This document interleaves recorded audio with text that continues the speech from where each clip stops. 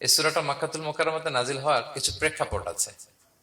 প্রেক্ষাপটগুলো হচ্ছে, আরবরা বংশকে খুব গুরুত্ব দেয়। বংশ প্রিজার্ভ করা, লিনিয়েজকে প্রিজার্ভ করা। এবং তারা মানুষকে দেখে, শুধু মানুষ তো না, মানুষের পায়ের ছাপ দেখে বলে দিতে পারতো তার বাবাকে, তার বাবাকে, পর দাদাকে, 14 পুরুষের নাম বলে দিতে পারতো। শুধু মানুষই না, তারা উটের পায়ের ছাপ দেখে, উটের পায়ের, মরুভূমির বালুতে উটের পায়ের ছাপ দেখে ওই উট কোন বংশের, ওই বংশের ওর নাম কি, ওর বাবার নাম কি, ওর দাদার নাম কি, 14 পুরুষ এরকম ছিল।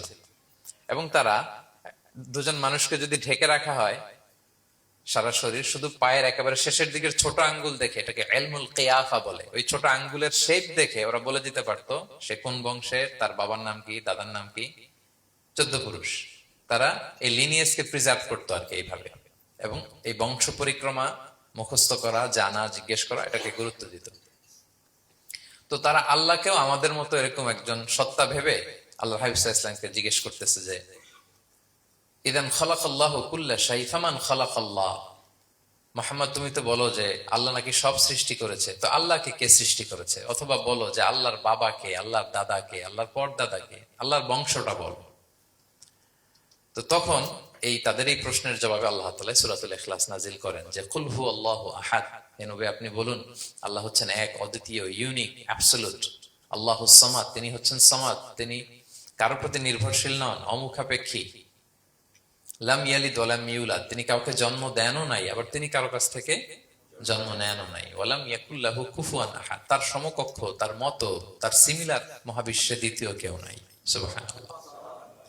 এটা হচ্ছে শানে নুজুল, কোন প্রেক্ষাপটে নাজিল হয়েছে, এটা হচ্ছে একটা বর্ণনা। আরেক বর্ণনা এসছে, মক্কার মুশরিকরা জিজ্ঞেস করতে আরম্ভ করলো, ইয়া মুহাম্মদ, আমরা জানি মানুষ মাটির তৈরি, ফেরেশতারা নূরের তৈরি, মানে আলোর তৈরি, এরপর জিনেরা আগুনের তৈরি, আল্লাহ কিসের তৈরি? আল্লাহ তাআলার বাইয়িন লানা জিনসা রাব্বিক, তোমার আল্লাহর জিন্স বর্ণনা করো, সে কোত্থেকে আসছে, কি দিয়ে, কোন জিন্স থেকে, মানে কোন জিনিস থেকে তৈরি? তখন আল্লাহ তাআলা এই সূরাটা নাজিল করলেন, কুল হুয়াল্লাহু আহাদ আল্লাহুস সামাদ লাম ইয়ালিদ ওয়া লাম ইউলাদ ওয়া লাম ইয়াকুল লাহু কুফুয়ান আহাদ। এইভাবে অনেকগুলো বর্ণনা পাওয়া যায় যে এরকম এরকম প্রেক্ষাপটে যখন রাসূল সাল্লাল্লাহু আলাইহি ওয়াসাল্লামকে তারা এই সমস্ত প্রশ্ন জিজ্ঞেস করে, তখন তাদের প্রশ্নের জবাব স্বরূপ আল্লাহ তাআলা 4 আয়াত বিশিষ্ট এই সূরাটি নাজিল করেন। তাহলে সূরার কোন প্রেক্ষাপটে, কোন সিচুয়েশনে সূরাটা নাজিল হলো, এটা সবার কাছে ক্লিয়ার না এখন? অনেক হিন্দু ভাইরা একই পাড়ায়, একই সাথে সমাজে থাকার কারণে তারা সূরা ফাতিহা, ইখলাস, এরকম 2-4টা দোয়া কালাম সূরা এদেরও মুখস্থ থাকে। সূরাতুল ইখলাস এমন একটা সূরা যেটা অনেক অমুসলিম ভাইদেরও মুখস্থ থাকে। খুব ছোট্ট সূরা, স্রষ্টার পরিচয় যে এত সহজ ভাষায় মাত্র 4টি বাক্যে দিয়ে দেয়া যায়, তার জলজন্ত প্রমাণ হচ্ছে এই সূরাতুল ইখলাস। মাত্র 4টি আয়াত। কয়টি? 4টি আয়াত দিয়ে আল্লাহ তাআলা স্রষ্টার পরিচয় খুবই চমৎকার ভাবে, প্রিসাইজলি তিনি তুলে ধরেছেন। কোরআনের অনেক জায়গায় আল্লাহ তাআলা নিজের পরিচয় দিয়েছেন। যেমন সূরা বাকারার 255 নম্বর আয়াতে, মানে আয়াতুল কুরসির মধ্যে আল্লাহ তাআলা নিজের পরিচয় তুলে ধরেছেন। একটি আয়াত, 9টি বাক্য বিশিষ্ট একটি আয়াত, সেখানে আল্লাহ তাআলার পরিচয় খুব চমৎকার ভাবে পাওয়া যায়। আয়াতুল কুরসি, এটা আপনাদের মুখস্থ আছে না? আয়াতুল কুরসি ফরজ সালাতের পরে এটা পড়বেন। আল্লাহর হাবিব সাল্লাল্লাহু আলাইহি ওয়াসাল্লাম ফরজ সালাতের পরে এটা পড়তেন। তিনি বলতেন, মান কারাআ আয়াতুল কুরসি দুবুরা কুল্লি সালাতিন মাকতুবাতিন লাম ইয়ামনাহু মিন দুখুলিল জান্নাতি ইল্লা আল মাউত। ফরজ সালাতের পরে যে আয়াতুল কুরসি তেলাওয়াত করবে, তার জান্নাতে যাওয়ার ক্ষেত্রে আর কোনো বাধা থাকে না, মৃত্যু ছাড়া। মৃত্যুটাই বাধা, মরলেই জান্নাতি। আয়াতুল কুরসির ভেতরে আল্লাহ তাআলা ওনার পরিচয় তুলে ধরেছেন খুবই সংক্ষিপ্ত ভাবে, এক আয়াতে আল্লাহর পরিচয়। তারপর সূরা হাশরের শেষ 3 আয়াতে আল্লাহ তাআলা নিজের খুব চমৎকার পরিচয় তুলে ধরেছেন। তারপরে এই সূরা ইখলাসের মধ্যে আল্লাহ তাআলা আরো সংক্ষিপ্ত পরিসরে, ভেরি প্রিসাইজলি, মাত্র ছোট্ট ছোট্ট 4টা আয়াতে নিজের পরিচয় তুলে ধরেছেন। তো কিভাবে আল্লাহ তাআলা নিজের পরিচয় আমাদের সামনে পেশ করলেন, আমরা সেটাই আজকে শুনবার চেষ্টা করবো ইনশাআল্লাহ। সূরাতুল ইখলাস, আপনারা কি জানেন এটা কোরআনের কততম পারায় অবস্থিত? 30তম পারায়। এবং এই সূরাটি মাক্কি সূরা। কি সূরা? কোরআনের সর্বশেষ পারায় অবস্থিত 30তম পারায়। আয়াত সংখ্যা তো আমরা শুরুতেই বললাম, কয়টি? 4টি। এই সূরাটি কোরআনের যে সূরার ধারাক্রম, সে ধারাক্রম অনুসারে 112 নম্বর সূরা। কত নম্বর? 112 নম্বর সূরা। এই সূরার কিছু ফজিলত পাওয়া যায়। আপনারা তো সূরার নাম শুনেছেন সূরাতুল ইখলাস। ইখলাস শব্দের অর্থ হচ্ছে সিনসিয়ারিটি, আন্তরিকতা বা একনিষ্ঠতা। যেহেতু এই সূরায় একনিষ্ঠতার সাথে আল্লাহর তাওহীদের ঘোষণা দেওয়া হয়, এজন্য এই সূরার নাম হচ্ছে সূরাতুল ইখলাস। আবার এই সূরাকে সূরাতুত তাওহীদও বলে, যেহেতু আল্লাহর একত্ববাদের ঘোষণা এই সূরায় দেওয়া হচ্ছে, ওয়াননেস অফ গড। আবার এই সূরার একটা নাম হচ্ছে সূরাতুল মারিফা, যেহেতু এই সূরা মারিফা মানে জানা বা চেনা। যেহেতু এই সূরা পড়ার মধ্য দিয়ে আল্লাহর পরিচয় জানা যায়, আল্লাহকে চেনা যায়, এজন্য সূরার নাম সূরাতুল মারিফা। আচ্ছা, এই সূরার অনেক ফজিলত আছে, অনেক ফজিলত। আমরা কয়েকটা ফজিলত আপনাদের সামনে শেয়ার করবো ইনশাআল্লাহ। এই সূরার 1 নম্বর ফজিলত হচ্ছে রাসূল সাল্লাল্লাহু আলাইহি ওয়াসাল্লাম বিভিন্ন সুন্নাহ নামাজে, সুন্নত নামাজের দ্বিতীয় রাকাতে এই সূরাটা পড়তেন। যেমন ফজরের 2 রাকাত সুন্নত আছে না, ফজরের 2 রাকাত সুন্নতের দ্বিতীয় রাকাতে রাসূল সাল্লাল্লাহু আলাইহি ওয়াসাল্লাম এটা পড়তেন। প্রথম রাকাতে সূরা কাফিরুন, দ্বিতীয় রাকাতে সূরা ইখলাস এটা পড়তেন।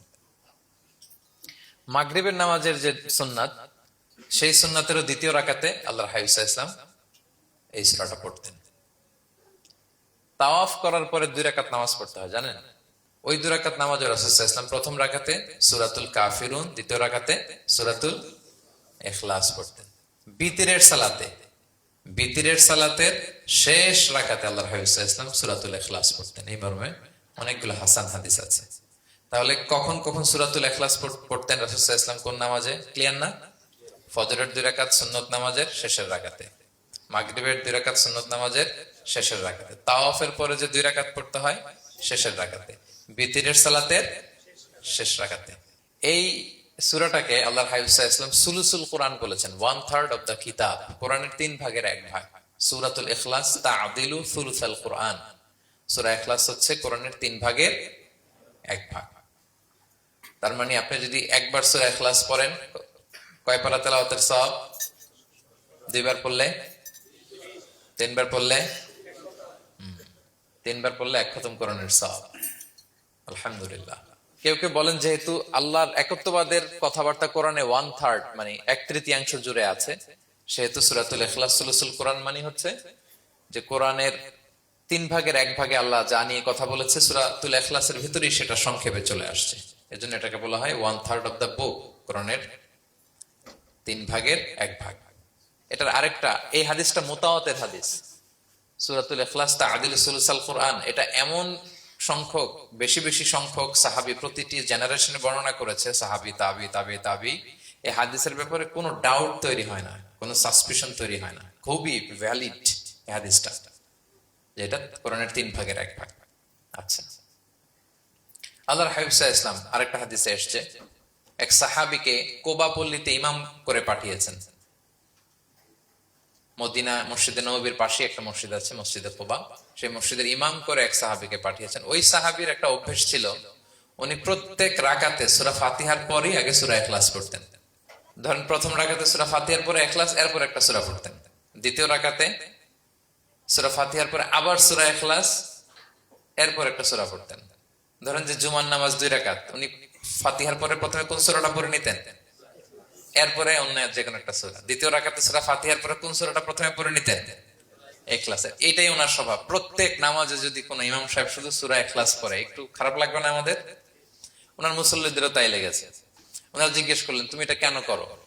এরকম না করে স্বাভাবিকভাবে পড়ো। তো উনি বললেন, না, আমি এইভাবেই পড়বো, আমি যেভাবে পড়তেছি এইভাবেই পড়বো, পড়লে পড়ো, না হলে তোমাদের হিসাব তোমাদের। তো তারা যে রাসূল সাল্লাল্লাহু আলাইহি ওয়াসাল্লামের কাছে বিচার দিল যে, ইয়া রাসূলুল্লাহ, দেখেন একজন ইমাম আপনি আমাদের জন্য নির্ধারণ করেছেন, উনি প্রত্যেক রাকাতে সূরা ইখলাস পড়ে, ইন এভরি সিঙ্গেল রাকাত সূরা ইখলাস পড়ে। তো রাসূল সাল্লাল্লাহু আলাইহি ওয়াসাল্লাম তাকে ডাকলেন, ডেকে বললেন, ঘটনা কি? তুমি নাকি এরকম করো, প্রত্যেক রাকাতে ফাতিহার পরে আগে ইখলাস দিয়ে শুরু করো, কেন কেন করো? সে বলতেছে, ইয়া রাসূলুল্লাহ, হ্যাঁ আমি আসলে এমনটা করে, কারণ আমি এই সূরাটাকে বড্ড ভালোবাসি। কারণ ফিহি সিফাতুর রহমান, এই সূরার ভেতরে আল্লাহর পরিচয় মেলে, আল্লাহর পরিচয় পাওয়া যায়, যেন সূরাটাকে আমি বড্ড ভালোবাসি। রাসূল সাল্লাল্লাহু আলাইহি ওয়াসাল্লাম বললেন, ঠিক আছে, তোমার অভ্যাসের পরিবর্তন করার দরকার নাই। হুব্বুকা ইয়াহা ইউদখিলুকাল জান্নাহ, এই সূরার প্রতি তোমার এই ভালোবাসাই তোমাকে জান্নাতে প্রবেশ করাবে। আরেক বর্ণনায় এসেছে, তুমি যেমনি আল্লাহর পরিচয় থাকার কারণে সূরাটাকে ভালোবাসো, আল্লাহ জানিয়েছেন যেন তোমাকে জানাই আল্লাহও তোমাকে ভালোবাসে। ফিহি সিফাতুর রহমান, এই সূরার ভেতরে রহমানের পরিচয় পাওয়া যায়, আল্লাহ সুবহানাহু ওয়া তাআলার পরিচয় পাওয়া যায়। তো এই জন্য উনি প্রত্যেক রাকাতে সূরা ইখলাস পড়তেন। আরেকটা হাসান পর্যায়ের হাদিসে পাওয়া যায়, নবম হিজরিতে আল্লাহর হাবিব সাল্লাল্লাহু আলাইহি ওয়াসাল্লাম তাবুক যুদ্ধে অংশগ্রহণ করেছিলেন। আপনারা তাবুক যুদ্ধের নাম শুনেছেন? হ্যাঁ, নিশ্চয়ই শুনেছেন, যারা ইসলামের ইতিহাস, ইসলামের বায়োগ্রাফি নিয়ে পড়াশোনা করেছেন। তাবুক হচ্ছে অনেক দূরে মদিনা থেকে, খুব কষ্টের সফর ছিল। তখন খেজুর পেকে সবার ঘরে খেজুর, পাকা খেজুর উঠাতে হবে, আবার প্রচন্ড গরম, আবার সফরের দূরত্ব অনেক বেশি। এই সফরে মূলত কোনো যুদ্ধ সংগঠিত হয়, তাবুক যুদ্ধে কোনো যুদ্ধ হয় নাই। কয়েক সপ্তাহ লাগছে যেতে, কয়েক সপ্তাহ ফিরতে, এতটুকুই। জাস্ট কে পাক্কা ইমানদার আর কারা মুনাফেক, হিপোক্রিট, এটাকে ক্লিয়ার করার জন্য আল্লাহ তাআলা এই যুদ্ধের আহ্বান জানিয়েছেন যে যাও, অ্যাটাক করো, তাবুকে যাও। বিশাল বাহিনী, প্রায় বিশাল একটা বাহিনী যে তাবুকে চলে গেল। রাসূল সাল্লাল্লাহু আলাইহি ওয়াসাল্লাম যখন তাবুক যুদ্ধে ছিলেন, এই অভিযানে ছিলেন, তখন মদিনায় এক সাহাবী ইন্তেকাল করেন, নাম হচ্ছে মুআবিয়া ইবনে মুআবিয়া আল মুজহানি। তো উনি ইন্তেকাল যখন করলেন, রাসূল সাল্লাল্লাহু আলাইহি ওয়াসাল্লাম তো এত দূর থেকে এটা জানতেন না। জিবরাইল ইসলাম এসে বললেন, ইয়া রাসূলুল্লাহ, মদিনাতে আপনার সাহাবী মুআবিয়া ইন্তেকাল করেছে। মুআবিয়া ইবনে আবি সুফিয়ান একজন সাহাবী আছে, উনি নয়, মুআবিয়া ইবনে মুআবিয়া আল মুজহানি। তখন বললেন, ইয়া রাসূলুল্লাহ, আপনি এই ৩০,০০০ সাহাবী নিয়ে এখানেই মরুভূমির মধ্যেই তার গায়েবানা জানাজা পড়েন, আমরাও আছি আপনার সাথে, আমরাও শরীক হব। রাসূল সাল্লাল্লাহু আলাইহি ওয়াসাল্লাম এত দূরে তাবুক থেকেই মুআবিয়া ইবনে মুআবিয়া আল মুজহানি রাদিয়াল্লাহু তাআলা আনহু গায়েবানা জানাজায় শরীক হলেন।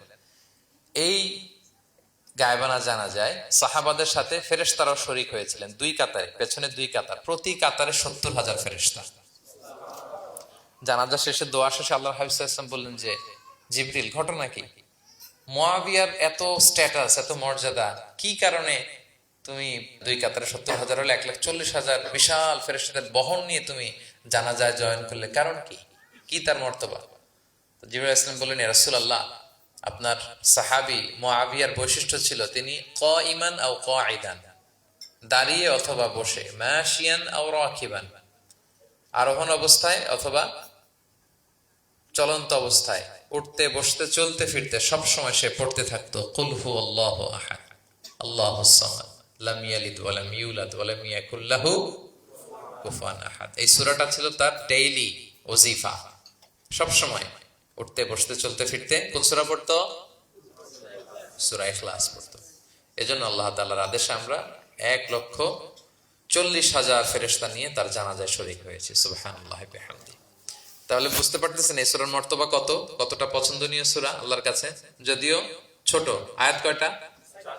কিন্তু আল্লাহর কাছে এটার ফজিলত অনেক বেশি। প্রিয় ভাইরা, শুধু এখানেই শেষ নয়, আল্লাহর হাবিব সাল্লাল্লাহু আলাইহি ওয়াসাল্লাম সকালে, সন্ধ্যায়, ফজরের পরে, মাগরিবের পরে এবং বিছানায় ঘুমোতে যাওয়ার আগে তিনি সূরাতুল ইখলাস, সূরা ফালাক, সূরা নাস পড়ে হাতের মধ্যে ফু দিতেন, দুই হাত একসাথে মিলিয়ে এরকম ফু দিয়ে মাথা থেকে বডিতে যতটুকু সম্ভব তিনি মাসে করতেন। ৩টা সূরাই শুরু হয়েছে কুল দিয়ে, এজন্য ৩ সূরাকে একসাথে বলে কুল আস-সালাসা, মানে ৩ কুল। এই ৩ কুল তিনি ফজরের পর, মাগরিবের পর আর বিছানায় ঘুমোতে যাওয়ার আগে পরে হাতে ফু দিয়ে সারা গায়ে মেসেজ করতেন। আপনারা করেন? হ্যাঁ, অভ্যাসটা, ওজিফাটা আছে তো আপনাদের, না? করবেন এটা। এটা special protection, you will get a special protection from Allah সুবহানাহু ওয়া তাআলা। অনেকে দেখবেন ব্ল্যাক ম্যাজিক করে, ব্ল্যাক ম্যাজিক কিন্তু সত্য, ম্যাজিক করে, সেহের করে আপনাকে দুর্বল করে ফেলবে। স্বয়ং আল্লাহর হাবিব সাল্লাল্লাহু আলাইহি ওয়াসাল্লামকে সেহের করা হয়েছিল। উনি কয়েক মাস স্ত্রীদের সাথে ফিজিক্যাল ইন্টিমেসিতে যেতে পারতেন না, এত দুর্বল হয়ে গেছিলেন। লাবিদ ইবনুল আসাম নামে এক ইহুদি মিত্র, সে জাদু করেছিল রাসূল সাল্লাল্লাহু আলাইহি ওয়াসাল্লামকে। ওনার মাথার চুল, চিরুনির ভেতর 11টা গিট দিয়ে সেই ব্ল্যাক ম্যাজিক করেছে। নবী সাল্লাল্লাহু আলাইহি ওয়াসাল্লাম কয়েক মাস অসুস্থ ছিলেন। পরে সূরা ফালাক, নাস যখন নাজিল হয় তখন আল্লাহ তাআলা বিষ্ণু সাল্লাল্লাহু আলাইহি ওয়াসাল্লামকে সুস্থ করে দিলেন। সাহাবীদেরকে নিয়ে এক কুয়ার নিচ থেকে, চিরুনি থেকে এই গিটগুলো খুলে খুলে রাসূল সাল্লাল্লাহু আলাইহি ওয়াসাল্লাম 11টা আয়াত তেলাওয়াত করলেন। রাসূল সাল্লাল্লাহু আলাইহি ওয়াসাল্লামকে সুস্থ করে দিল কে? আল্লাহ সুবহানাহু ওয়া তাআলা শিফা নসিব করলেন। তার মানে ব্ল্যাক ম্যাজিক সত্য, সেহের করে মানুষ। আপনার সফলতা, আপনার সাকসেস, এটা সবার ভালো লাগবে না, মনে রাখবেন। সবাই এটা পছন্দ করে না। আল আইনু হক, নজর কিন্তু সত্য, নজর সত্য, নজরের প্রভাব আছে, চোখের প্রভাব আছে। এজন্য কারো ভালো কিছু দেখলে মাশা আল্লাহ বলবেন, আল্লাহর দিকে ফিরিয়ে দিবেন ওটার কল্যাণ। কি বলবেন? একটা সুন্দর ফুটফুটে বাচ্চা দেখলে মাশা আল্লাহ, কারো সফলতা দেখলে, কারো ফার্মে গেলেন, বাগানে যেয়ে দেখলেন ফল মূল ভর্তি, কি বলবেন? মাশাআল্লাহ। বিসমিল্লাহ মাশাআল্লাহ বললে এটাতে আর ক্ষতি হয় না। অনেকে বলে যে বাবা মা মাশাআল্লাহ বলা লাগে না, বাবা মা আর নাকি মামা, এই তিনজন নাকি মাশাআল্লাহ না বললে কিছু, এটা ভুল কথা। বাবা মারা বলতে হয়। বাবাও তার ছেলের কোনো সাকসেস ভালো কিছু দেখলে কি বলবে? মাশাআল্লাহ, তাবারাকাল্লাহ, অথবা বিসমিল্লাহ মাশাআল্লাহ, এটা আপনারা বলবেন। নজরের প্রভাব আছে। আপনি সিম্পলি দেখেন, এই যে আমি আপনাদের দিকে তাকিয়ে তাকিয়ে কথা বলছি, আমি যদি অনেকক্ষণ স্টেয়ারিং করি, কারো দিকে ভেবে তাকিয়ে থাকি, সে ভালো ফিল করবে? কেন, আমি কি তার মারছি, ধরছি, স্পর্শ করছি? কিছুই তো করলাম, শুধু আমি তার দিকে তাকিয়ে আছি, তার মানে এতেই সে অস্বস্তি ফিল করতেছে। ধরেন যে আপনি কোন একটা প্রোগ্রামে বসে আছেন, আপনার পাশে যে বসে, আপনি তার দিকে এরকম 10 মিনিট তাকায় আছেন, কোনো কথা ছাড়া শুধু তাকিয়েই রইলেন, তার কি ভাল লাগবে বলেন? সে কি কমফোর্টেবল ফিল করবে? সে ভয় পাবে, সে ভয় পাবে, অস্বস্তি ফিল। আপনি কিছুই করেন নাই, না তাকে টাচ করেছেন, না ধরেছেন, ছুঁয়েছেন, কিন্তু শুধু তাকিয়ে আছেন। দেখেন নজরের কি প্রভাব। আল্লাহ আইনু হক, নজর সত্যি। এজন্য কারো সাকসেস দেখলে আমরা সবসময় যেন মাশাআল্লাহ বলি। মাশাআল্লাহ ঠোঁটের সাথে মিলিয়ে রাখবেন। ভালো দেখলে কি বলবেন? মাশাআল্লাহ, মাশাআল্লাহ, বিসমিল্লাহ মাশাআল্লাহ, মাশাআল্লাহ, তাবারাকাল্লাহ, এটা বলবেন। তাহলে আল্লাহর হাবিব সাল্লাল্লাহু আলাইহি ওয়াসাল্লামকেও সেহের করা হয়েছিল। এজন্য এই সেহের থেকে, ব্ল্যাক ম্যাজিক থেকে, আইন মানে জেলাসি, মানুষের নজর দিয়ে যে হিংসা করে, এই জেলাসি থেকে, মিন শাররি হাসিদিন ইযা হাসাদ, হাসাদ থেকে, মিন কুল্লি মাকরুহিন ওয়া শুরুর, এসব ক্যালামিটি, ডিজাস্টার, এগুলো থেকে পানাহ হিসেবে আপনি এই ওয়াজিফাটা করবেন। 3 কুল, কুল আস-সালাসা, 3 কুল। আমার সাথে সাথে বলেন, কয় কুল? 3 কুল। কি কি? সূরাতুল ইখলাস, সূরা ফালাক, সূরা নাস। এই 3টা পড়ে ফজরের পর, মাগরিবের পর আর ঘুমোতে যাওয়ার আগে হাত দুইটাকে একসাথে করে পরে লম্বা একটা ফু দিয়ে মাথা থেকে মাসাজ করবেন সারা গায়ে। পারা যাবে ইনশাআল্লাহ বিইذনিল্লাহ। এবং আম্মা জান আয়েশা রাদিয়াল্লাহু তাআলা আনহা বলতেন, আমি যখন কখনো অসুস্থ হয়ে যেতাম, অসুস্থ হলে রাসূল সাল্লাল্লাহু আলাইহি ওয়াসাল্লামকে যে যখন কমপ্লেইন করতে, ইয়া রাসূলুল্লাহ আমি তো অসুস্থ, রাসূল সাল্লাল্লাহু আলাইহি ওয়াসাল্লাম আমাকে এই আমলটা করতে বলতেন। মানে আয়েশা, তুমি সূরাতুল ইখলাস, সূরা ফালাক, সূরা নাস পড়ে সারা গায়ে কি করো? ফু দাও। হ্যাঁ। আলী রাদিয়াল্লাহু তাআলা আনহু বর্ণনা করেন, আল্লাহর হাবিব সাল্লাল্লাহু আলাইহি ওয়াসাল্লাম একবার নামাজ পড়তেছেন, নামাজে তিনি সিজদারত অবস্থায়, ইন দ্য মিন টাইম লাদাগাতহুল আকরা, একটা বিচ্ছু রাসূল সাল্লাল্লাহু আলাইহি ওয়াসাল্লামের আঙ্গুলে কামড় দিল। বিচ্ছু, বিচ্ছুর কামড় খাইছেন? হ্যাঁ, কেমন লাগে? খুব আরাম লাগে? হ্যাঁ, খুব যন্ত্রণা হয়, অনেক যন্ত্রণা হয়। রাসূল সাল্লাল্লাহু আলাইহি ওয়াসাল্লামকে যখন কামড় দিল নামাজের অবস্থায়, রাসূল সাল্লাল্লাহু আলাইহি ওয়াসাল্লাম খুব যন্ত্রণা পেলেন, ব্যথা পেলেন, বিচ্ছুটারে লানত করলেন। সাধারণত লানত করতেন না, তিনি বলতেন লানাতুল্লাহি আলাল আকরা, এই বিচ্ছুর উপর লানাত, লা ইয়াদাউ নাবিয়ান ওয়ালা গায়রা, এই বিচ্ছু নবীও চিনে না, মানুষও চিনে না। মানে কোথায় কামড় দিতে হবে এটাও বুঝতেছে না। শুধু নবী না, সব নবীদের নবী, উনারা কামড় দিয়ে ফেলছে। তাই আল্লাহর পক্ষ থেকে পরীক্ষা ছিল, কেয়ার করা। উনি ভর্ৎসনা করলেন, লানত করে বললেন, নবীও চিনস না, মানুষও চিনস না, কামড় দিয়ে খুব কষ্ট পাচ্ছেন তিনি। তো আল্লাহ হাবিব সাল্লাল্লাহু আলাইহি ওয়াসাল্লাম বললেন, যাও গরম পানি আর লবণ নিয়ে আসো, এনে এটার মধ্যে ঢালো। তো ঢালতে আরম্ভ করলো। লবণ কিন্তু খুবই ব্যথানাশক, painkiller, natural painkiller. এটার মধ্যে সোডিয়াম ক্লোরাইড আছে, তো এটা গরম করে লবণ মিশিয়ে দিলে যে কোনো ব্যথা ট্যাথা সাথে সাথে ভালো হয়ে যায়। রাসূল ইসলাম বললেন ঢালো। ঢালতেছে, রাসূল ইসলাম পড়তেছেন কুল হুয়াল্লাহু আহাদ আল্লাহুস সামাদ লাম ইয়ালিদ ওয়া লাম ইউলাদ ওয়া লাম ইয়াকুল লাহু কুফুয়ান আহাদ বলে ফু দিচ্ছেন আর ঢালতেছে। ঢালাও শেষ, আঙ্গুলের ব্যথাও শেষ। তাহলে রাসূল সাল্লাল্লাহু আলাইহি ওয়াসাল্লামের একটা চিকিৎসা পদ্ধতি আপনারা জানলেন, তিব্বে নাবাবী, যে সাপ বিচ্ছু কিছু দংশন করলে ওখানে কুসুম, ওয়ার্ম ওয়াটার, লবণ দিয়ে ওয়ার্ম ওয়াটার করে সেখানে ঢালতে হবে। আর কোন সূরা পড়তে হবে? কুল হুয়াল্লাহু আহাদ আল্লাহুস সামাদ লাম ইয়ালিদ ওয়া লাম ইউলাদ ওয়া লাম ইয়াকুল লাহু কুফুয়ান আহাদ, এটা পড়তে হবে। তাহলে এই সূরার ফজিলত কি জানতে পেরেছেন আপনারা? ক্লিয়ার তো না? আমি রিপিট করি, কি কি ফজিলত বললাম।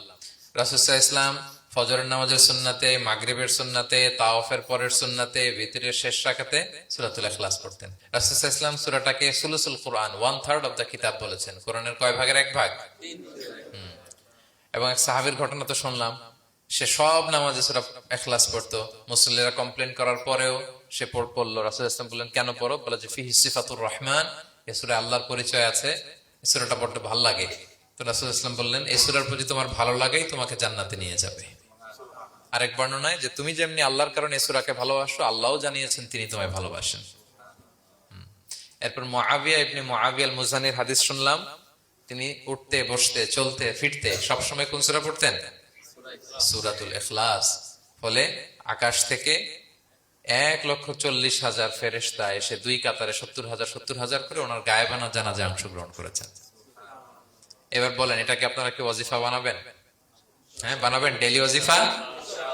Make it your daily ওয়াজিফা।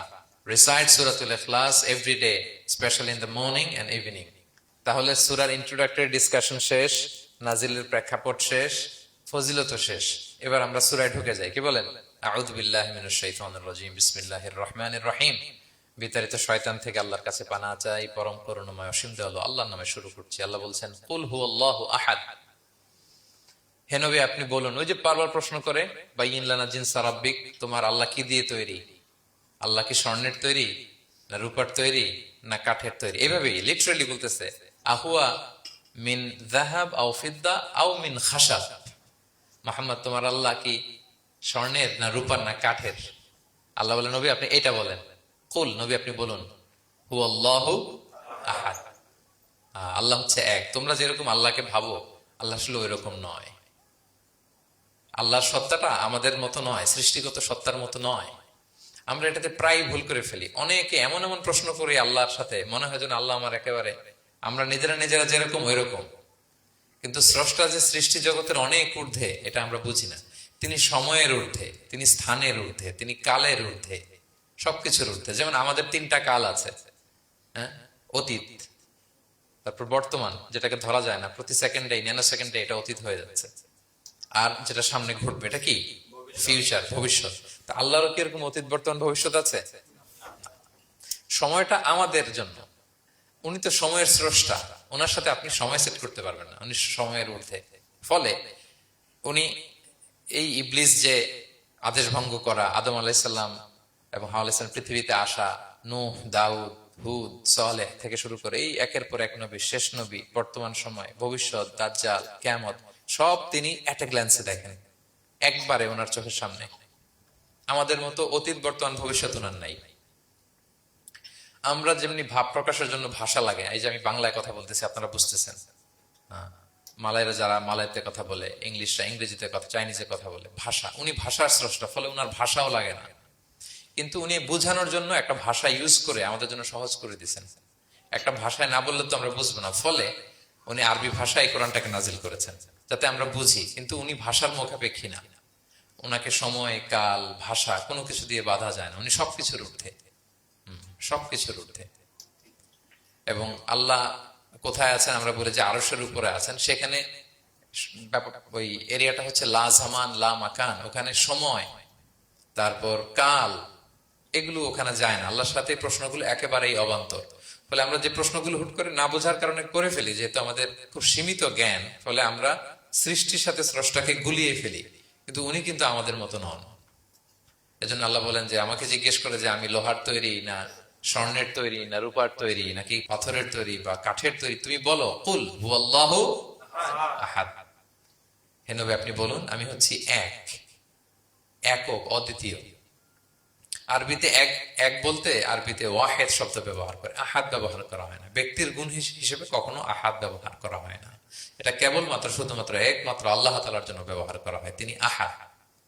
আহাদ কারণ ওয়াহেদ শব্দের ওয়াহেদাতুন হয়, মানে পুরুষবাচক হয়, স্ত্রীবাচক হয়, কিন্তু আহাদের আর কিছু হয় না, আহাদ আহাদি। আল্লাহ শব্দটাই এরকম, আল্লাহ শব্দটাই এরকম। যেমন ঈশ্বরের ঈশ্বরী হয়, ভগবানের ভগবতী হয়, গডের গডেস হয়। আল্লাহর এরকম স্ত্রীবাচক কিছু আছে? কিছু নাই। আল্লাহ বলেন, ইন্নানি আনাল্লাহু লা ইলাহা ইল্লা আনা ফা'বুদনি ওয়া আকিমিস সালাতা লিযিকরি। নিশ্চয় আমি আল্লাহ। মুসা আলাইহিস সালামকে প্রথম যে প্রত্যাদেশ, রেভেলেশন দিয়েছিলেন মুকাদ্দাসে তুয়ার পাশে, তুর পাহাড়ের পাদদেশে, ওখানে প্রথম মুসা আলাইহিস সালাম আল্লাহর সাউন্ড তখন তিনি শুনেছিলেন। এবং আল্লাহর সাউন্ডটাও আমাদের সাউন্ডের মতো নয়। যেমন আমি এদিক থেকে কথা বললে আপনি এই পাশ থেকে শুনবেন, এদিক থেকে কথা বললে, এদিক থেকে আমাকে ডাক দিলে এদিকে, তার মানে আমি দিকের সাথে সম্পৃক্ত। আল্লাহর এটা এরকম না। মুসা আলাইহিস সালাম তিনি যখন আল্লাহর কথা শুনলেন, তিনি বললেন যে একটা সাউন্ড শুনলাম, এটা চারদিক থেকে শোনা যায়, চারদিক থেকে শোনা যায়। এবং তিনি ওনার প্রেগনেন্ট স্ত্রীকে নিয়ে মাদিয়ান ক্রস করে ইজিপ্টের বর্ডারে ঢুকবেন। ইন দ্য মিন টাইম আল্লাহ তাআলা ওই সময়টাকে চুজ করেছেন যে তাকে এখন নবী বানাবো, তাকে রেভেলেশন দিব। তো তিনি দেখলেন যে ইন্নী আনাস্তু নারান, আমি ওই যে লাআল্লি আতিকুম মিনহা বিকাবাসিন আও আজিদু আলান নারি হুদা, স্ত্রীকে দাসীকে বললেন যে একটু বসো, প্রচন্ড ঠান্ডা, ওই যে আগুন দেখা যায়, মনে হয় কেউ আগুন পোহাচ্ছে, আমি একটু আগুন নিয়ে আসি মশাল দিয়ে, তোমাদের আরাম লাগবে, একটু ওয়ার্ম আপ হবে। তো আগুনের কাছে যেয়ে দেখে সামনে যত যায় আগুন তত পেছায়, এবং আগুনটা সাধারণ আগুন না, একটা গাছ থেকে আগুন বেরোচ্ছে, কিন্তু ওই গাছের পাতা জ্বলে না, ডাল জ্বলে না, কিছুই হয় না। আসলে এটা আগুন না, এটা আল্লাহর নূর। আল্লাহর নূর সেখানে ফোকাস দেওয়া হয়েছে। আল্লাহর নূরও আমাদের নূরের মতো না। নূর মানে লাইট, নূর মানে কি? লাইট। সো এই যে আমরা যে লাইট দেখি, এই লাইটের মতো না। কারণ আল্লাহর এই নূরের কাবার দেয়া হচ্ছে আবার নূরের পর্দা দিয়ে। পর্দা দেয়া হয় সাধারণত আলোকে আটকানোর জন্য, কিন্তু আল্লাহর যে পর্দা, হিজাবের কথা বলা হয়েছে, ওই পর্দাটাও আলোর পর্দা। আমাদের সাথে মিলালে হবে? আমরা আমরা ঘরে পর্দা টাঙাই কি থামাতে বলেন তো? আলো থামাতে। আর আল্লাহর যে হেজাব পর্দাগুলো কিসের? আলোর, নূরের। সো কশ্চিন কালেও আপনি সৃষ্টির সাথে স্রষ্টাকে মিলাবেন না। আমরা ভুল করে অনেক সময় এরকম অবান্তর প্রশ্নগুলো করি। তো আল্লাহ তখন মুসা আলাইহিস সালামকে প্রত্যাদেশ করলেন যে ইন্নানি আনাল্লাহ লা ইলাহা ইল্লা আনা ফা'বুদনি, আমি আল্লাহ। আমি কি? আল্লাহ। এই আল্লাহ নামটা আল্লাহ নিজেই রেখেছেন। আমাদের নাম রাখে আমাদের বাবা দাদা, আল্লাহর তো বাবা দাদা কেউ নাই। আল্লাহর নাম কে রেখেছে? আল্লাহ নিজেই রেখেছেন। ফা'বুদনি, আমার ইবাদত করো, ওয়া আকিমিস সালাতা লিযিকরি। তাহলে এখানে প্রথম আয়াতেই শিরকের উপর কুঠারাঘাত করা হয়েছে, শিরকি আকীদাকে লন্ডভন্ড করে দেয়া হয়েছে, এবং বোঝানো হয়েছে আল্লাহ হচ্ছেন এক, অদ্বিতীয়, একক। কারণ আমরা যত ইবাদত করি এর মধ্যে যদি শিরকের স্পর্শ থাকে, আমাদের ইবাদত ভ্যানিশ হয়ে যাবে, এটার কোনো দাম নাই। লা ইন আশরাকতা লা ইয়াহবাতান্না আমালুক ওয়া লা তাকুনান্না মিনাল খাসিরিন। আল্লাহ বলেন যদি শিরক করো তাহলে তোমার সব আমল বাতিল হয়ে যাবে, তোমার রোজা, নামাজ, হজ, যাকাত, জিকির কিছু থাকবে না। এজন্য শিরক যাতে কখনো আমাদের না হয়, শিরকের সাথে যেন আমাদের সম্পর্ক না থাকে। ইন্নাল্লাহা লা ইয়াগফিরু আন ইউশরাকা বিহি ওয়া ইয়াগফিরু মা দুনা যালিকা লিমান ইয়াশা। আল্লাহ সব মাফ করেন, কিন্তু শিরকের গুনাহ মাফ করেন না। কি মাফ করে না? হ্যাঁ, এজন্য শিরকের সাথে আমাদের কোনো সম্পর্ক নাই। দেখেন আমরা যখন নামাজে দাঁড়াই, আমরা তাকবীরে তাহরিমা বাঁধার পরে কি পড়ি? ওয়াজ্জাহতু ওয়াজহিয়া লিল্লাযী ফাতারাস সামাওয়াতি ওয়াল আরদা হানিফা ওয়া মা আনা মিনাল মুশরিকিন। দেখেন নামাজে দাঁড়ালে আগে ক্লিয়ার করে নিতে হয় যে আল্লাহ ওয়া মা আনা মিনাল।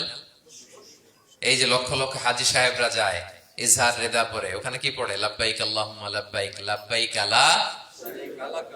আগে হিসাব ক্লিয়ার যে আল্লাহ শিরকের সাথে ছিটেফোঁটা সম্পর্ক আমাদের নাই। আমরা একনিষ্ঠ ভাবে তোমার ইবাদত করি। তাহলে সূরাতুল ইখলাস বেসিক্যালি তাওহীদের একনিষ্ঠ ঘোষণার নাম, যেটার প্রথম আয়াত আল্লাহ তাআলা নবীকে বললেন যে হে নবী আপনি আমার পরিচয় দিয়ে দেন, আপনি বলুন কুল হুয়াল্লাহু আহাদ, আমি এক, একক, অদ্বিতীয়। কুল হুয়াল্লাহ, নবী আপনি বলুন তিনি হচ্ছেন আল্লাহ এবং তিনি হচ্ছেন আহাদ। আল্লাহ নামটার অনেক ভাবে কোরআনে পরিচয় দিয়েছেন। আল্লাহ আলিফ লাম, লাম আলিফ ছাড়া, লিল্লাহ দিয়ে, লাম ছাড়া, লাহু দিয়ে, আপনি যেভাবেই বলবেন সেভাবে আল্লাহর পরিচয় পাওয়া যায়। লিল্লাহি মা ফিস সামাওয়াতি ওয়া মা ফিল আরদ, কোরআনের অনেক আয়াতে এসেছে। লাম বাদ দিয়ে দিলে লাহুল মুলকু ওয়া লাহুল হামদু হুয়া আলা কুল্লি শাইইন কাদির। লাম বাদ দিয়ে দিলে হা দিয়ে আল্লাহর পরিচয় দিয়েছেন, হুয়া দিয়ে পরিচয় দিয়েছেন, হুয়াল্লাহুল্লাযী লা ইলাহা ইল্লা হু। তাহলে যেভাবে আপনি পরিচয় খুঁজতে যাবেন সেখানে আল্লাহর পরিচয় পাওয়া যাবে। আল্লাহ তাআলা বলছেন হুয়াল আউয়ালু ওয়াল আখিরু ওয়াল যাহিরু ওয়াল বাতিন ওয়া হুয়া বিকুল্লি শাইইন আলিম। তিনি প্রথম, তিনি শেষ, তিনি প্রকাশ্য, তিনি গোপন। তিনি প্রথম মানে কি? তিনি সূচনাহীন অতীত থেকে আছেন। দেখেন আমাদের সাথে মিলে না। আমাদের অতীতের একটা সূচনা থাকে, কি বলেন? আমার জন্মের একটা স্টার্টিং পয়েন্ট আছে না, যে এখান থেকে আমার অস্তিত্ব শুরু, এত সালে আমি, এত সালে আপনি। তার মানে আমাদের একটা স্টার্টিং আছে তো, নাকি? আল্লাহ স্টার্টিং কবে থেকে বলেন?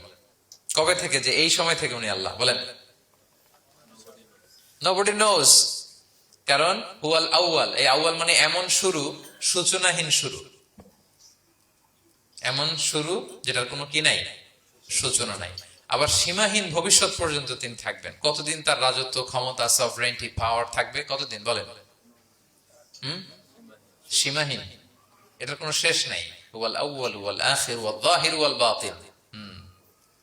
এবং সবকিছু ধ্বংস হবে তিনি ছাড়া। কুল্লু মান আলাইহা ফান ওয়া ইয়াবকা ওয়াজহু রাব্বিকা দুল জালালি ওয়াল ইকরাম, সব শেষ হবে। উনি অবিনশ্বর, শাশ্বত, চিরঞ্জীব। তাই বলে উনি আমাদের থেকে দূরে নন, খুব কাছে। আমরা ডাকলেই তিনি ডাকে সাড়া দেন। আমাদের সবকিছু তিনি দেখেন, অবজার্ভ করেন, মনিটর করেন। ওয়া নাহনু আকরাবু ইলাইহি মিন হাবলিল ওয়ারিদ। আমাদের এখানে একটা রগ থাকে, এই রগেরও কাছে, তার মানে খুব কাছে, খুব কাছে। আমরা তাকে না দেখলেও তিনি আমাদের দেখেন। লা তুদরিকুহুল আবসার ওয়া হুয়া ইউদরিকুল আবসার ওয়া হুয়াল লাতীফুল খবীর। কোন চোখ তাকে দেখে না, কোন দৃষ্টি তাকে আয়ত্ত করতে পারে না, কিন্তু সকল দৃষ্টিকে তিনি আয়ত্তে রাখেন। সুবহানাল্লাহ। এভাবে আল্লাহ তাআলা খুব প্রিসাইজলি 4টা আয়াত দিয়ে নিজের পরিচয় দিয়েছেন। কুল হুয়াল্লাহু আহাদ, হে নবী আপনি বলুন তিনি আল্লাহ, তিনি অদ্বিতীয়। বাংলারও অনেক সীমাবদ্ধতার ফলে আমাকে এক, একক এগুলো ইউজ করা লাগতেছে, কিন্তু আল্লাহর আহাদ বুঝাতে যে এক, একক, এটা যথেষ্ট না। এটা আমার লিমিটেশন, আমাদের লিমিটেশন, ভাষার লিমিটেশন। কিছু দিয়ে তো আমার অডিয়েন্সকে বা আমাদের বুঝতে হবে দ্য এসেন্স অফ গড। এজন্য আমরা বলি এক, একক, অদ্বিতীয়। অদ্বিতীয়টা খুব অনেকটাই পারফেক্ট।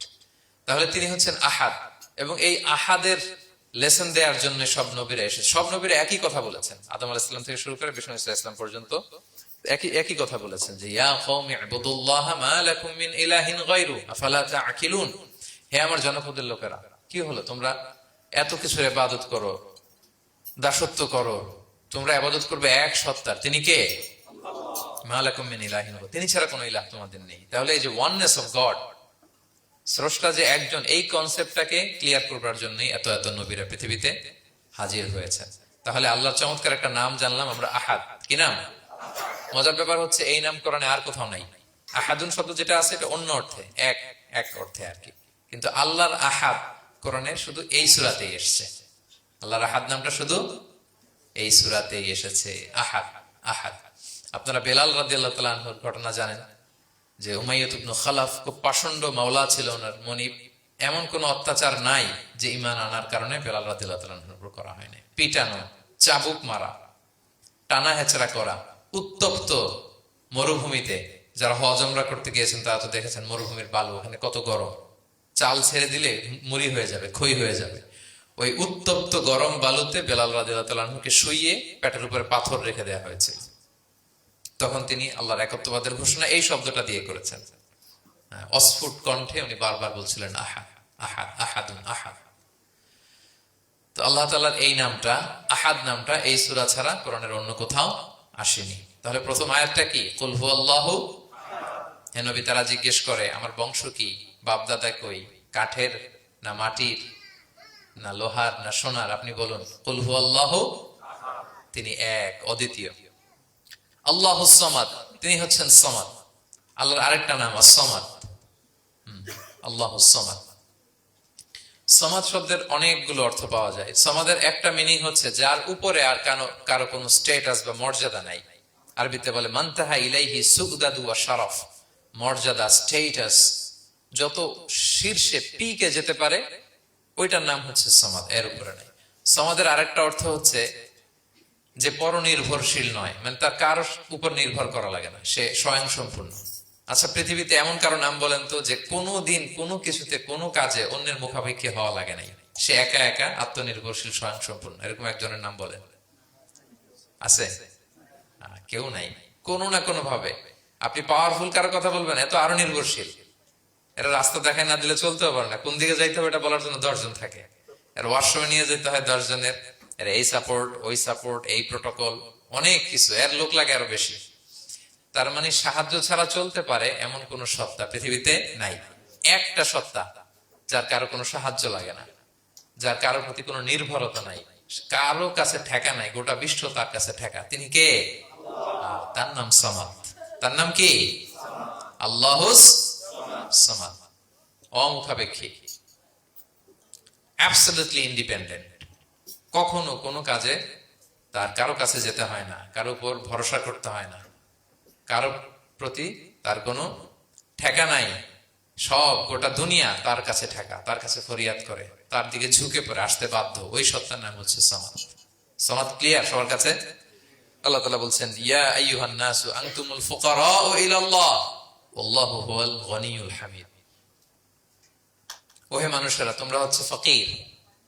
ফকির বিমানা মুফতাকির ইলাল্লাহ, মানে মুখাপেক্ষী কার দিকে? ফুকারা ইলাল্লাহ আল্লাহু হুয়াল গনিয়ুল হামিদ। কিন্তু আল্লাহ কারো প্রতি মুখাপেক্ষী নন। গনি, তিনি প্রাচুর্যশীল, হামিদ, সপ্রশংসিত। সবাই তার কাছে ফরিয়াদ করে, তিনি কারো কাছে ফরিয়াদ, সবাই তার কাছে চায়, তিনি কারো কাছে চাওয়া লাগে না, সবাই তার কাছে মুখাপেক্ষী, তিনি কারো প্রতি মুখাপেক্ষী। তার নাম সমাদ। তার নাম কি? তাহলে সমাদ ক্লিয়ার। হ্যাঁ, লাম ইয়ালিদ ওয়ালাম ইউলাদ। লাম ইয়ালিদ, তিনি কাউকে জন্ম দেননি। ওয়ালাম ইউলাদ, তিনি নিজেও জন্ম নেন নাই। সুবহানাল্লাহ, দেখেন কত সহজে পরিচয়। তিনি কাউরে জন্ম দেনও নাই, জন্ম নেনও নাই। সুবহানাল্লাহ, আমাদের ধর্ম যে কত সুন্দর। এক আল্লাহর দিকে আমাদেরকে রেফার করা হয়েছে। অন্যান্য ধর্মের দিকে দেখেন কি আজীব কথা। খ্রিস্ট ধর্মে বলে আদম আলাইহিস সালাম পাপ করছে, ওই পাপের কারণে আমরা সবাই নাকি পাপী, জন্মাইলেই নাকি পাপী। ইসলাম বলে আমরা জন্মগ্রহণ করি মাসুম অবস্থায়, নিষ্পাপ। কিন্তু খ্রিস্টানরা কি বলে? আমরা পাপ নিয়ে জন্মাই, ফলে খোদার ছেলের দুনিয়াতে আসা লাগছে, এসে সবার পাপ নিজের কাঁধে নিয়ে শুলে চড়ছে, এরপরে খোদার সাথে যে বসে আছে। এটা হচ্ছে খ্রিস্ট ধর্মের কথা। অন্যান্য অনেক ধর্মে দেখেন ল্যাংটা বাবার কাছে যে মাথা নোয়াতে হয়। এরকম অনেক ধর্ম দেখছেন যে লোকটার চুলে জট বাঁধা, দাড়িতে জট বাঁধা, একেবারে উলঙ্গ, তার কাছে যে সবাই এরকম হাত পাতে। দেখছেন? দেখেন না আপনারা? নাকি শুধু আমি একাই দেখলাম? দেখছেন সবাই? আছে, কিন্তু আমি ধর্মের নাম বলতেছি না, তোমার ধর্মকে ছোট করা যাবে না, কিন্তু এরকম আছে। তো দেখেন কি সমস্ত অদ্ভুত নিয়ম কানুন। আগুন নিয়ে ওইখানে দৌড়াইতে হয়, করতে হয়। কিন্তু আমাদের এক সত্তার কাছে আমরা চাই, কোনো ভায়া লাগে না, মিডিয়েটর লাগে না, মধ্যস্থতাকারী লাগে না। আল্লাহ বলে ডাকার সাথে সাথে তিনি ডাকে সাড়া দেন। লাম ইয়ালিদ ওয়ালাম ইয়াকুল লাহু, জন্ম দেনও নাই, জন্ম নেনও নাই। মুশরিকরা বলতো আল মালাইকাতু বানাতুল্লাহ, তারা বলতো ফেরেশতারা নাকি আল্লাহর মেয়ে। নাউযুবিল্লাহ। ওয়া ক্বালাতিল ইয়াহুদু উযাইরুন ইবনুল্লাহ, ইহুদিরা বলতো উযাইর আলাইহিস সালাম আল্লাহর ছেলে। ওয়া ক্বালাতিন নাসারা আল মাসীহ ইবনুল্লাহ, আর খ্রিস্টানরা বলে ঈসা মাসীহ, ঈসা আলাইহিস সালাম উনি নাকি আল্লাহর ছেলে। নাউযুবিল্লাহ। আল্লাহ সবগুলো ভ্রান্ত ধারণার কবর রচনা করেছেন এই আয়াত দিয়ে। লাম ইয়ালিদ ওয়ালাম ইউলাদ, না না, এগুলো ভুল। ক্লিয়ার কাট শুনে রাখো, কান খাড়া করে জেনে রাখো। লাম ইয়ালিদ ওয়ালাম ইউলাদ, তিনি কাউকে জন্ম দেনও নাই, তিনি কারো কাছ থেকে জন্ম নেনও নাই। ইমাম আবু বকর আল বাকিল্লানি একজন বড়, অনেক বড় একজন দার্শনিক ছিলেন এবং তর্কবাগীশ ছিলেন, ইরাকের। নাম শুনেছেন কেউ? আবু বকর আল বাকিল্লানি। তো উনি কারোর সাথে তর্ক লাগলে উনি খ্রিস্ট ধর্মের কত লোককে যে শাহাদা পড়াইছেন ওনার এই যৌক্তিক আলোচনা দিয়ে, তর্ক দিয়ে। সুবহানাল্লাহ। এক খ্রিস্টান পাদ্রী ওনারা প্রশ্ন করলো, তোমরা মুসলমানরা খুব রেসিস্ট। উনি বললেন কেন? বলছে তোমরা খ্রিস্টান মেয়ে বিয়ে করতে পারো, ইহুদি মেয়ে বিয়ে করতে পারো, মুসলিম কিন্তু ইহুদি মেয়ে, খ্রিস্টান মেয়ে শর্ত সাপেক্ষে, কিছু শর্ত আছে, ওই আলোচনা যাচ্ছেন, শর্ত সাপেক্ষে বিয়ে করতে পারে আহলি কিতাব হলে। কিন্তু কোন খ্রিস্টানরা মুসলিম মেয়ে আমাদের মেয়েদেরকে বিয়ে করতে পারবে না, কোন ইহুদি আমাদের মেয়েকে বিয়ে করতে পারবে না। তো বলে তোমরা খুব রেসিস্ট, তোমরা আমাদের মেয়ে না, তোমাদের মেয়ে আমাদেরকে দাও না। তো তিনি বলেন তোমরা তো ইহুদি, তোমাদের নবী হচ্ছে মুসা আলাইহিস সালাম, ওনাকে তো আমরা মানি, ওনার কথা তো কোরআনে আছে, এজন্য তোমাদের মেয়েকে বিয়ে করতে পারি। আর খ্রিস্টানদের নবী হচ্ছে ঈসা আলাইহিস সালাম, ওনাকেও মানি, ওনার মায়ের নামে বিশাল সূরাই আছে, সূরা মারিয়াম, আর ওনার ব্যাপারে হাজার শত শত আয়াত, তো এই জন্য তোমার খ্রিস্টানদের মেয়ে বিয়ে করতে পারি। তোমরা তো আমাদের নবী মুহাম্মদ সাল্লাল্লাহু আলাইহি ওয়াসাল্লামকে মানো না। মুহাম্মদ সাল্লাল্লাহু আলাইহি ওয়াসাল্লাম যে শেষ নবী এটা তোমরা মানো, মানার সাথে সাথে মুসলমান হয়ে যাবে, এরপর আমাদের মেয়েকেও তোমরা বিয়ে করতে পারবে। এভাবে উনি এমন ভাবে উত্তর দিতেন, ফাবুহিতাল্লাযী কাফার, একেবারে লাজবাব হয়ে যেত। তো ওনার নাম যখন ছড়ালো, ইরাকের মুসলিম বাদশাহ ওনাকে কনস্টান্টিনোপলে পাঠাবেন, যেখানে রোমান এম্পায়ার। তো রোমান এম্পায়ার এরাও খুব প্রস্তুতি নিয়ে আছে যে আবু বকর আল বাকিল্লানিকে ডিল করা অনেক কঠিন, সে আসতেছে, তার সাথে কিভাবে কি করা যায়। তো আপনারা জানেন যে খ্রিস্ট সমাজের নিয়ম হচ্ছে রাজার দরবারে ঢুকতে গেলে কুর্নিশ করে ঢুকা লাগে। কি করে? মাথা নত করে, এরকম নিচের দিকে করে রূপুর মতো করে এরপরে ঢোকা লাগে। তো এখন তারা প্ল্যান করতেছে যে আবু বকর বাকিল্লানি তো জীবনে আমার কুর্নিশ করবে না, এটা তো আমার জন্য অপমান হয়ে যাবে, কি করা যায়, কি করা যায়। তো রাজার এক বড় উজির সে প্ল্যান করলো, একটা কাজ করেন, রাজ দরবারে তাকে যখন ঢোকানো হবে তার জন্য একটা স্পেশাল গেট বানানো হবে, দরজাটা ফুল হবে না, হাফ হবে, অর্ধেক। তো অর্ধেক দরজা দিয়ে যখন সে ঢুকবে, সে তো বাধ্য মাথা নিচু করে ঢুকতে হবে, তাহলে রুকু হয়ে গেল, কুর্নিশ আপনাদের দেওয়া হয়ে গেল। বলে এই তো চমৎকার বুদ্ধি। ঠিক আছে একটা ছোট্ট দরজা বানাও। তো বানাইছে। উনি যখন কনস্টান্টিনোপলে পৌঁছলেন, ওনাকে নিয়ে আসালো রাজদরবার, বলতেছে এটা দিয়ে ঢুকতে হবে আমাদের, সবার ঢুকেন। তো সবাই এরকম মাথা নিচু নিচু করে ঢুকছে। উনি দেখেই বুঝছে এটা তো কৌশল করছে আমার সাথে। তো উনি মাথা নিচু করছেন, কিন্তু এমনি না, উল্টা উল্টা হয়ে উনি মাথাটা পিছনে দিয়ে, বুঝতে পারছেন, উনি অ্যাবাউট টার্ন হয়ে ঢুকতে তো হবে, পিঠটারে রাজার দিকে দিয়ে, নিতম্বটাকে রাজার দিকে দিয়ে, তারপরে উনি রুকু দিছে, উল্টা রুকু। তো এক হিসেবে কুর্নিশ, মানে বরং আরো রাজাকে কি হয়েছে, ইনসাল্ট করা হয়েছে। রাজা তো রেগে মেগে আগুন। সবাই, রাজা বলছে জানতাম ও এরকম কিছু একটা করবে। মানে এমন ভাবে উনি বুদ্ধি বের করে ওনাকে, ওনার সাথে আর পারা যায়। কেন ওনার কথা আনলাম এই জন্য, সেখানে যেও উনি পুরো রাজ দরবারকে তাক লাগিয়ে দিলেন এইভাবে। উনি দেখেন যে কনস্টান্টিনোপলের রোমান এম্পায়ারের পাশে পোপ বসা। পোপ চেনেন তো, মানে তৎকালীন খ্রিস্টান সবচেয়ে বড় পাদ্রী।